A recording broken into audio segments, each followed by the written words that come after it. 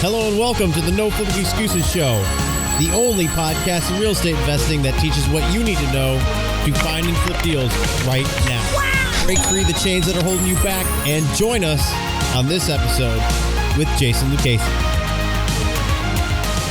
Hey, what's up? It's Jason Lucchese, and welcome to the No Flipping Excuses Show. I'm so excited that you are here with us today. I've got a really cool guy joining us, Mr. Lee Kearney out of Tampa, Florida. This guy is doing some amazing things in his marketplace. I've known about him for quite a while. He came out with a really amazing program years ago called the REO Rockstar, and I was just blown away with all the things he was doing within his business. And it's awesome that he is joining us today on the show. Lee, how are you doing? Good, man. How are you? I am doing good, man. Thanks for joining us today on the show. Yeah, no problem. Yeah, so Lee, for folks that don't know you, man, you've obviously, your name's been out there quite a bit with the REO Rockstar program, and for people that don't follow you on Facebook, you're doing some pretty big things. So why don't you just tell folks a little bit about yourself and what you're doing, man? Sure. Well, a little bit of history. I've been doing this since 2003. Did my first flip by accident, made a bunch of money, decided to do it again on purpose in 2004 out in California. Did a couple of flips out there. Found a mentor, by the way. That was one of the first things I did, was found someone who knew what they were doing. Yeah. I didn't call my mentor back then, but basically I found someone who knew what they were doing. Yeah. And then I did the same thing in 2005, asked a bunch of questions, found someone who knew what they were doing, started buying foreclosures, didn't really know what I was doing. In fact, my first house at a foreclosure auction was a homeowner's lien. I didn't even buy a house. Oh, wow. It was crazy. Well, I bought a house, but it was subject to a mortgage. I mean, it was just crazy. I thought I'd bought a home for $7,000. Didn't realize that $140,000 mortgage. So I've made every mistake in the book, self-taught. And since then, done about 75 plus 100 transactions, over $500 million in real estate, moving into commercial now. Been doing that for several months. Nice. Multifamily, multifamily's hot right now, but the reality is there's not a lot of good deals out there. And so I think a lot of operators that don't know what they're doing are doing a lot of multifamily at really low cap rates. So I think there's going to be a big churn in the market in the next 5 years between inexperienced operators losing properties and being taken over by experienced operators. That's just my sense on things. Yeah. Also, with the market correction coming, we're really positioning ourselves lower debt, lower leverage, easier rehabs, lower rehab price points, less rehab, more wholesale. So that's basically a quick summary of me and what we're doing. So any other questions, you let me know what you want to know. Yeah, sure, dude. And I appreciate you being an open book. So real quick, since it was pretty much kind of like almost the last thing that you said with the market correction, I've been talking a lot about market correction and, what I think it's going to do, but it's always good hearing it from another individual that's done over $500 million in transactions. What do you feel like is coming? I know you don't have a crystal ball, but there's a lot of good data out there that supports what is actually coming. But I'd like to hear it from you. What do you think is going to potentially happen? Sure. Well, I think the first thing to set above all of this is that every market's different. Right. So when people say the market's screwed or the market's going to tank, that's a silly statement because every market's different. You've got some areas where there's high demand and there's no supply and prices are still going up. And then you got other places where there's an oversupply. And even since last year, it's been in decline. So every market's different. There's a couple things, though, that are the same. Rates are going up. So when rates go up, universally, a house is becoming less affordable. Even if prices didn't go up, if prices stayed the exact same and rates go up, you're going to find affordability is going down. So that's kind of one thing I try to tell everybody, that there's things that you can hang your hat on that are going to be applicable nationwide, like interest rates. Yeah. But then when you get into local supply and local demand, local days on market. So I look for indicators on local level. How long stuff's sitting on the market? I've noticed in Tampa, it's about 70 something days last I checked. That's up. When the market was a little bit hotter about a year ago, that was more like 40, 50 days. So I'm starting to see that climb up.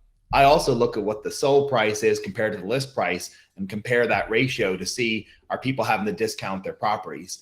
And so I'm looking for market indicators on a local level, but I'm looking at a more global level saying, okay, Feds have raised rates 3-4 times this year. Yep. They're planning on doing the same thing next year. Yep. They're trying to build in that 3% buffer for when a recession comes.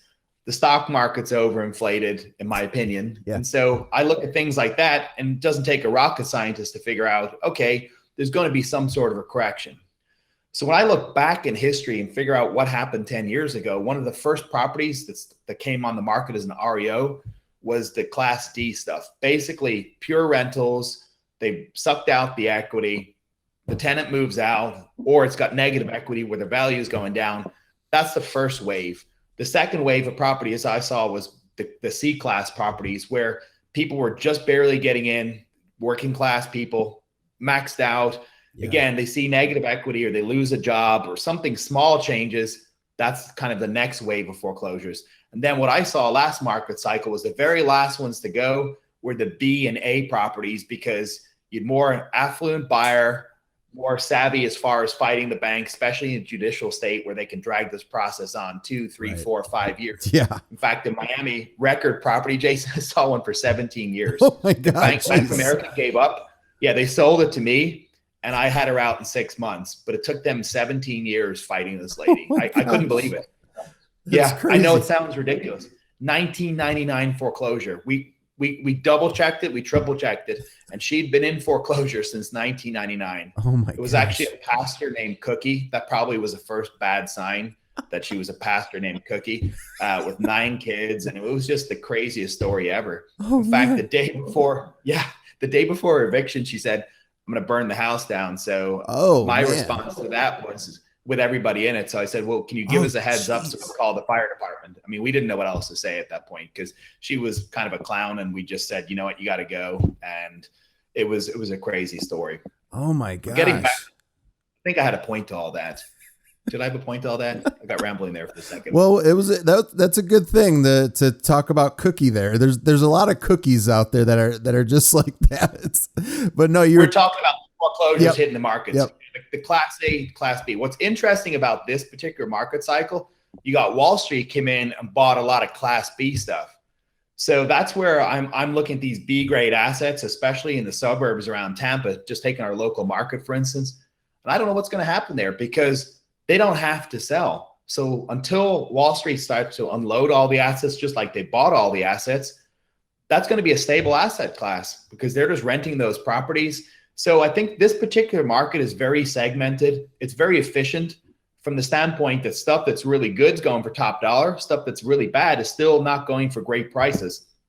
So I see a lot of differences between this market cycle and the next market cycle. But again, I think similar trends are going to happen where the people that have nothing in the property, nothing really invested in the property, and it's just a pure rental, when things go really far south, they're definitely going to list these properties back or lose these properties. Just let them go because there's no emotional attachment. And the more emotional attachment and the more savvy the buyer, that's where I see those things coming in the next wave. You know, the people that try to do a short sale for 2 or 3 years, it doesn't work out, and they file all sorts of extensions. They know how to work the bank. And so I do think a lot of those trends are going to be the same. Do I see a crazy market crash like 10 years ago? I bought a condo in 2007 for 140 grand, leveraged it at 100, thought I was a great investor getting 70% leverage, end up short selling that 2 years later, possibly 3 for about 22,000. Oh. So yeah. And that was in South Tampa, which is considered a nicer area here in Tampa. Right. And I experienced that firsthand. So I've seen how disastrous the market can get, but I also don't see all of the same signs as I did 10 years ago. Right. I see that the market's overheated, just like the stock market. And if you take the stock market's probably not going back down to, or the Dow Jones back down to 5,000 or 6,000 like it did in 2008. Right. But I could see a 40% correction or 30% correction. I mean, worst case scenario, I could see that, you know, that being realistic. I can see the same thing with real estate too. So again, you got to look at national level. You got to look at a local level. Keep your eyes open. And I think the overall theme I'm trying to create here is you got to take risk off the table. And so when you see a market correction coming, your primary goal is not generating income. Your primary goal is reducing risk alongside of generating income. I think both are equally important. When a market's pushing upwards, you're just putting your foot to the pedal, and you're just trying to make as much money as possible, grab as many properties, as many assets, because everything's going up and you're just trying to ride that wave. But as you see the market starting to peak, at that point, you're going from being an investor at the bottom of the market because everything's going up. So if you invest in it, you're going to make money. But as the market climbs up, you end up becoming a speculator. Yeah. And so none of us really want to be a speculator. We want to be investors. And so the smart thing to do is to take risk off the table, day trade real estate. Wholesaling is amazing. You buy it today, you sell it today. Risk is completely off the table. Right. You don't sell today, you don't buy it today. That's completely risk-free. So that's really why I like wholesaling and why we're positioning our company to be chasing more wholesale. Also, I'm seeing an opportunity in commercial. So we're just doing the same thing, wholesale and commercial, a couple more zeros. So our profit margin's a couple more zeros, which is cool. And I'm picking up select multifamily where either the location makes sense or I'm buying it dirt cheap. But I'm not chasing multifamily like the masses right now. That's something I'm not doing because I just don't see that market price properties make sense. I'm seeing off-market deals here and there that make sense. But as far as going on a buying spree for multifamily, for me, I don't believe it's the right end of the market cycle. So I'm going to hold off for a couple of years and wait till the market cools off, till multifamily is not hot, and then I'm going to jump into that market. You know, I couldn't agree with you more, man. What I'm seeing too, from a commercial standpoint, is a lot of folks are buying assets at single-digit cap rates in markets that I fully believe should be double-digit cap rate numbers, even as a stabilized number. And I'm just like, these folks have no idea what's about to come down. If we have this market correction, which I believe is going to happen, 12, 18 months, there's going to be a big difference in the numbers that you're buying properties at right now, because we're pretty much at the peak and we're just starting to go down a little bit. But I see folks buying stuff and they're posting it all the time that they're getting these assets, and they're like in the single digits with the capitalization rates. I don't see how that's going to be stable when the market turns and corrects.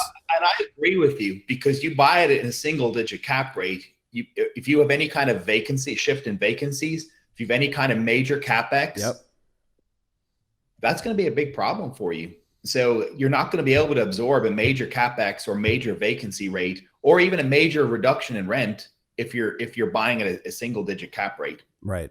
And for those of us who have been through the market and seen it go up and seen it go back down again, we're thinking in those terms. I talked to some experienced operators, and they've built their model on 75%. They can either take 75% of today's rent or 75% occupancy, and they're still good. And I think that's pretty reasonable. But a fully leveraged operator where you've got 100% leverage, and that's what a lot of guys are doing out there, whether it's single family or multifamily or commercial, they're stacking the first, with full equity seconds. And so they're essentially 100% leveraged at today's cost.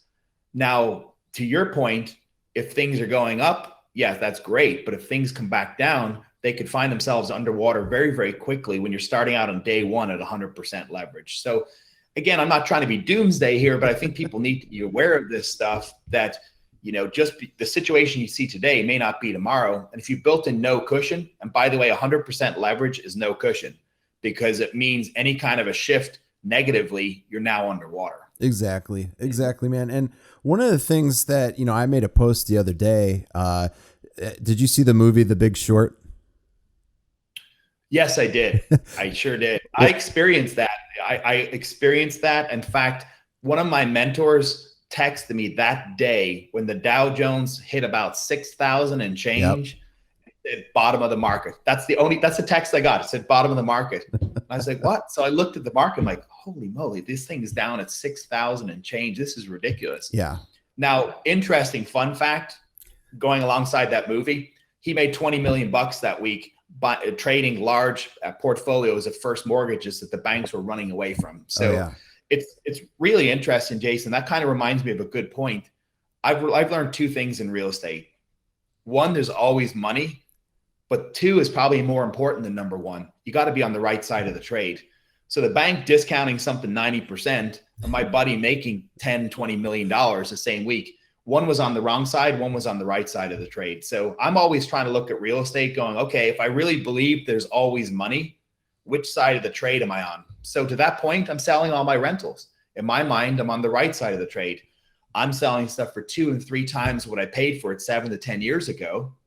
And the person buying it, I believe, is buying at the peak of the market. Now, if it's a homeowner, that's fine. But an investor buying my property at the peak of the market, I'd argue they're not on the right side of the trade. I agree 100% with you right now. And well, I don't want to take too much time on this, but one of the things I wanted to find out from you too is I made a post not too long ago, and it referenced, kind of what happened in The Big Short, how a lot of these investors now are starting to do some of their tranches with packaging up loans again, the same way that they did. But to add to that, what are you, because I'm starting to see pre-foreclosures starting to be on the increase. And I'm thinking a lot of that has to do with, individuals not being able to afford their payments, obviously, anymore.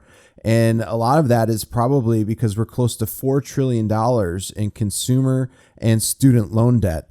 Do you think there's any indication that folks aren't able to afford their payments on their houses anymore because they have such high payments on their credit cards and student loan debts? Sure. Well, specifically on foreclosures, last I checked, list pendants year over year in Florida are up 100%. Wow. Now, again, that was a really low figure, so don't let me scare everybody out there. But they've basically doubled year on year. But again, that was a really low number. And to the best of my knowledge, I don't have it in front of me, but it was less than 1%. And now it's in the 1% range. So it's 1.5%, 2%, something like that. But it's basically doubled year over year. That's one of the indicators that the foreclosure's coming, the wave's coming. Yeah. But as you start to see Liz pendants climb, now in most markets, there's always going to be a normal fluctuation or normal range of what foreclosures are. But as the market declines, you'll see that those foreclosure filings will come. Even before that, you've got defaults. But right now, the Liz pendant number I'm looking at, I'm seeing the foreclosure filings starting to really rise here in Florida. So definitely something to keep our eye out for. But because the market's so segmented between homeowners and investors and institutional investors, every market's different, every sub-market's different.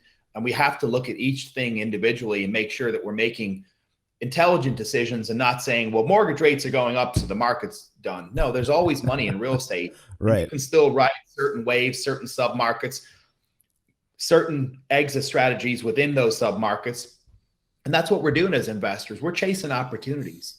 And so I don't look at myself as a single family rehabber. I look at myself as an opportunity chaser. So, I mean, just to give you an idea, the world is way bigger than real estate. Last week, I sat at a marijuana convention, which is one of my businesses, sat with the president of the Canadian Securities Exchange. Nice. We talked about how big the marijuana market is. I mean, they're listing companies similar to the one that we're building for $200 to $250 million on the Canadian Securities Exchange. Wow. The world's a big place out there. Sure is. And so that point, real estate's great. And I have made the majority of my money from real estate, but I invested in several other industries. I'd recommend to everybody out there, you want to diversify yourself amongst different cash flowing assets, amongst different not only cash flow assets, but stuff that has a good chance of appreciation. So I call those stars. There's charts out there with cows and cows, stars. You've got dogs. And so I look at, my business, any of the dogs I just get rid of. I realize, okay, that's a failed business. Yep. But I'm always investing in some of my money into speculative businesses with a huge upside. I want to invest some of my money in real estate where it's cash flowing, and some of my money in real estate outside of real estate cash flowing. That way I'm diversified. Yep. Because you can have a portfolio full of passive income all in real estate, but something disastrous happens to just real estate, you got a problem there. So, I think that I definitely see the two different schools of thought. When I see the people that get in after the crash, and those like me who were in before the crash, and you look at the world a whole bunch different, I believe, if you were in the market before the crash. I made and lost everything. I experienced that firsthand. Thank goodness I was smart enough where I didn't over leverage myself to the point that I had to file bankruptcy, but I was real close. I went from a couple $1 million down to about 30 grand in my bank account. That was to my name. So I've experienced that firsthand, and I want to make sure I'm doing things differently this time around. No, that's awesome, man. I'm glad you bring up the whole diversification, because I'm really big on that too. And I'm glad you were talking about, the cannabis industry, because that to me is an amazing opportunity right now. I was telling my buddy, and everybody knows who the Myth is, our producer. I was telling him that we're probably going to see, from a federal standpoint, I'm thinking probably 3 to 5 years, we're going to see this thing, be accepted, and then it's going to be at the state levels to what they want to do. But that again, we could go off on a tangent talking about that industry. It's an industry my passion. Yeah, that's my passion. I love that topic, but I think that your point is well taken, that the world is just, there's so much opportunity out there. Oh, yeah. For those people who say, I can't make money, I want to slap them, because there's so much opportunity out there. There really is so much opportunity. If you're looking for it and you don't box yourself, even in real estate, I find so many people do this going, I'm just a wholesaler. I'm just a rehabber. I just buy in Tampa. Why? If there's opportunity outside Tampa, why aren't you buying outside of Tampa? Right. There's no deals in Tampa. So it's like, boo hoo, go chase opportunities. Yep. When you're looking for opportunities, and if we take it back to real estate, there's opportunities everywhere. You just have to leverage today's technology. And between something simple like BPO photo flow and a couple of scouts and having a small property preservation team, I can buy and sell houses anywhere in the country. It really makes no difference. Yeah. You can get it with the proliferation of information. You can get your comps easily. You can get your pictures easily. And then building a buyer's list is the same in Tampa as it is in Detroit. Yeah. It's very easy. Yeah. You can look on the MLS, even the last 90 days, find out which cash buyers bought in the circle, email all the agents saying, hey, you got another cash buyer for my property? I mean, it's, I see people doing webinars and building buyers lists. That's the easiest part of our business. It's all down to acquisitions, whether it's commercial, multifamily, single family. It's about acquiring a good deal. Yeah. Because it's so easy with technology to put it out there. If it's a deal, the market will respond quickly. You'll sell it. Disposition is the easiest side of our business. It's an acquisitions game. It always has been, by the way. No, I agree with you on that, Lee. So what do you say to the folks that are brand new and they're saying, they're having a difficult time finding cash buyers? I always come back to it. And I'm like, that's such a huge excuse. Like, there's people out there buying deals, like you said, deals left and right. And it's not that difficult of a thing to do. Like you said, you just rattled off one with the MLS. That's huge. I'll rattle off a few more. Sure. If you'd like. Sure.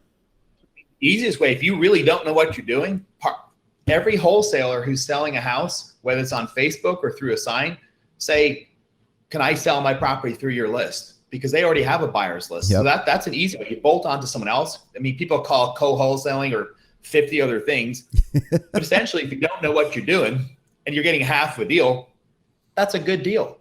Now, if you control the contract, at the end of the day, you have an element of control there. Someone else brings in a buyer. That's worth giving up 50%. If you really don't know what you're doing, have someone else who has a buyer's list. Get your feet wet. You focus on acquisitions. Have someone else who already has a buyer's list, and you just go out, focus on getting good deals. We talked about the MLS. The reason I like the MLS is not the cheapest place to buy, but it's the most expensive place to sell. Yeah. So I like those cash buyers, because cash buyers buying off the MLS are typically paying top dollar. They're using an agent. They're kicking the tires. They're kind of weenies. They're not just out there dealing with sellers direct. They want to make sure they got a nice package deal with a nice contract and an agent and a few days to close and all that kind of good stuff.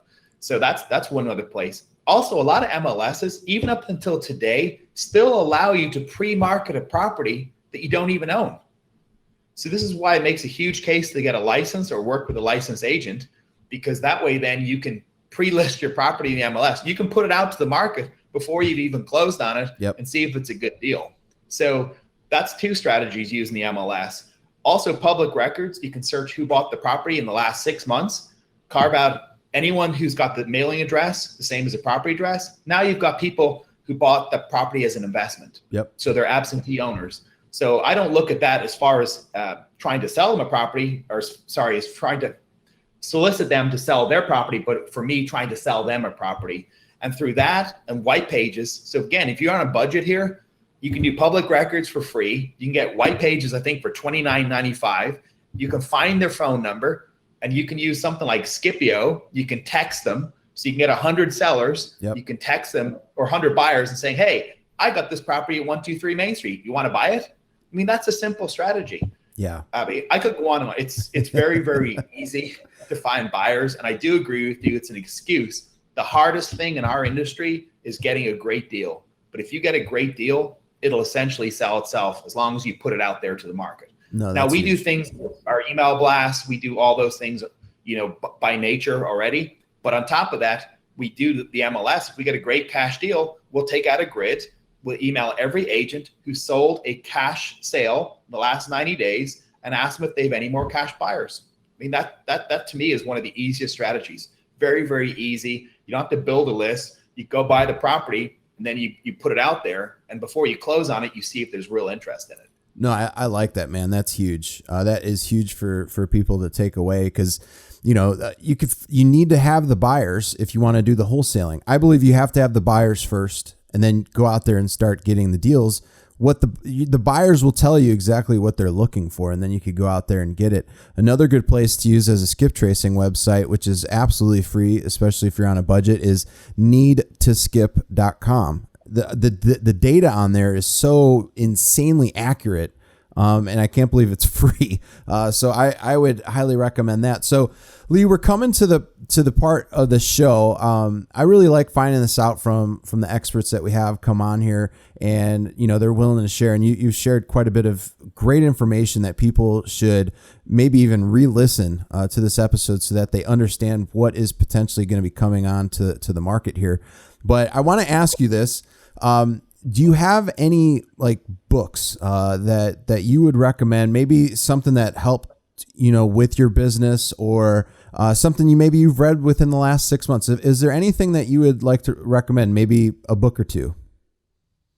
I'll give you one book. I'm not a huge reader. I do most of my listening, sitting down with great people. In fact, we sat on the plane last week heading out to the marijuana convention beside a Tampa great, a very successful guy, well-known. Now, talking to that guy for 4.5 hours, I would learn more from that conversation than I would by reading 20 books. Sure. So that's just me personally. I've done most of my learning from talking to high net worth individuals. Typically for me, if you want to be a mentor to me, and you have to have a net worth well over $100 million, then I can listen to you. Sure. It's kind of like going to the gym and listening to someone who's not as fit as you. That doesn't make sense. So I want to listen to someone like ripped. Now you tell me how to work out, what you eat. I'm going to listen to you. And so my primary learning method is through my high net worth mentors who have got to where I want to be financially. And I really listen to what they have to say, because I can learn more in a 30-minute or 1 hour lunch or dinner than I can from reading 10 or 20 books. I agree. I did read Tools of the Titans. I liked it. I liked it from the standpoint that it was bite-sized pieces. That book, I think, was designed for me, because it was this huge book. Yeah. But again, it was just a bunch of short stories. Sure. So I like that. If you got ADD like me, Tools of the Titans is great, because you get to run the gamut of a bunch of successful people and get tidbits out of that. One thing I learned about successful people, and I really try to implement that even this morning, I try to have a morning routine. I don't rush myself, try to give myself about 2 hours from the time I wake up before I come into the office, get some exercise in, get some time to either pray, meditate, just focus on what I got to get done for the day. Yep. And I just come in and then kick ass. And so for me, that's been huge. I've realized that every successful person out there, or at least 95% of them, have some sort of a morning routine. So I'd recommend to everybody out there, get a morning routine, set up your day right, set up your mind right, and then you can go crush your day. If you go in and your emails everywhere and people are coming into your office, you don't know what's going on, your phone's ringing, you don't know which phone call to take first, and you kind of let the day come at you instead of you controlling your day, that's a big difference. You've got to be able to block out time for things. You got to be able to plan, and having a morning routine that allows you to will actually allow you to do that. Because then, like I said, you get to control your day instead of just putting out fires all day. I hear so many business owners saying they're just firefighting. A lot of that is because they don't have a good to-do list. They don't have a prioritized to-do list. They don't have a plan. They just kind of landed at their desk, after a crazy weekend, and they don't really know whether they're coming or going and what's actually going on. And then their priority is, well, who's yelling at me most? Yeah. And that's just a terrible way to approach business. because you've no time for planning your business. We have to execute on creating revenue, but we've also got to have time where we block it out to focus on creating new revenue, where our business is going. And that doesn't happen by accident because we're all busy. So unless you create time blocks to do that, it's just not going to happen. Yeah, I'm agreeing with you 100% on that. We talk about balance so much on this show, and people, unfortunately, they get their heads wrapped around maybe, hey, I've got this deal, and that's all they think about is the deal, and they don't think about, anything else. They just think about the deal, and they don't think about balance, like you said. And I think if people could just create one new daily habit that they could consistently do, over a couple weeks, and then they could add another one, they're going to see some gigantic shifts, not just within their life, but with everything surrounding them. So that's some really great advice. I heard something about a week ago, which I'll share with you. Yeah. So Tim Brotz, a friend of mine, someone now I work with on the educational side, and he said something pretty profound when we were in Cancun. He said, when you've got bigger problems, it causes you to ask better questions. And I like that. And so now, rather than, staying on the hamster wheel and constantly dealing with the same problems, I'm trying to ask better questions. Yep. And I really encourage everyone out there, if you keep doing the same thing, you're going to have the same results. But when you have a problem, yeah, exactly. But I do like the way Tim phrased that. I'm really focusing on asking myself better questions every day. How can I do a task more efficiently? How can I get rid of this thing that's wasting my time? How can I create more revenue with less time? How can I create more passive income with less risk? And so by asking those better questions, I'm getting better answers because I'm challenging myself to really ask the hard question instead of just accept defeat or accept mundane as being the norm or accept, just not a great result as being acceptable. And so whether it's me and my staff or anything that we're working on in business, I really try to ask myself better questions now. And that to me has really focused what I'm doing. You said what was behind you. My 2018 goal, it says to win, work smarter, not harder. So nice. That's my one goal for 2018, because I found myself spinning my wheels a lot in 2017. Yeah. So I had this big goal list, I trashed it, and I said, work smarter, not harder. And I've really focused on what you're talking about as far as adding new habits and changing things. So I'm not just working the same way. I'm efficient. I'm bulking tasks. I'm blocking out time, and I'm able to blast through a lot more work, create a lot more revenue with a lot less time. Yeah, I like that, man. And that's a huge key takeaway for folks. So Lee, for folks that want to, get a hold of you, what's a good way that they could reach out to you if they potentially want to do something with you? Sure. www.flipuurincome.com would be a good place to contact us. Again, that's www.flipuurincome.com, or you can try to stalk my personal Facebook page or my business Facebook page. I get interesting messages on a daily basis. So pick your poison. Nice. So www.flipuurincome.com. You can check more out about Lee. Lee, do you have any parting words for our guests? I would just say, you can listen to this stuff. That's fantastic. But write down the things that we talked about and prioritize them. Don't just write down everything. Write down maybe 5 things that I talked about. Write down which one's going to impact your business the most, whether it's in the short term and medium term or long term. Also, put that short term, medium term, long term. The short term, most important things, execute on that. A lot of people listen to great information, and where most people fall short is they don't create an execution plan. They sit on great information. They don't do anything with it. And they wonder why their business is up and down or failing or just going down. And it's because it's not just about execution, by the way. It's about a formulated execution plan. I'm going to do this, then this, then this, and I'm going to get to here by doing all of that. So that's my biggest advice to everyone is prioritize a list and then create a formulated execution plan and work your way down through the list. I love that, man. I love it. Yeah, we talk about that so much. We're in line with each other on a lot of things. So I'm glad that you're saying those things too. So Lee, it's been a pleasure having you on the show, my man. You've given a lot of great insights. So thank you for that. I appreciate you, buddy. For those of you that are listening right now, if you have any questions, anything you need from Mike or myself here over at the No Flipping Excuses office, feel free to reach out to us, support@jasonluchesi.com. Again, that's support@JASONLUCCHESI.com. Thanks for joining us again, Lee. It's been a pleasure. Thank you so much. For everybody out there, go flip a house. We'll talk to you later. Bye now.